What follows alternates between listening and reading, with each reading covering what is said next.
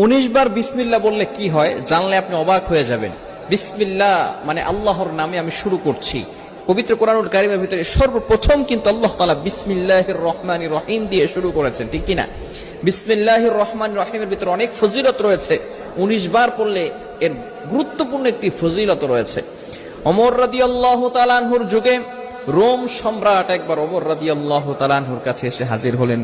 বললেন, ইয়া আমিরুল মুমিনিন খলিফাতুল মুসলিমিন, আমার মাথায় প্রচন্ড ব্যথা।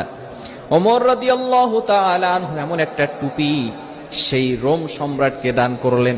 সেই টুপিটা যখন মাথায় দেয় সাথে সাথে মাথার ব্যথা ভালো হয়ে যায়। সুবহানাল্লাহ, বাসায় গিয়ে সাথে সাথে মাথার ব্যথা কি হয়ে যায়? ভালো হয়ে যায়।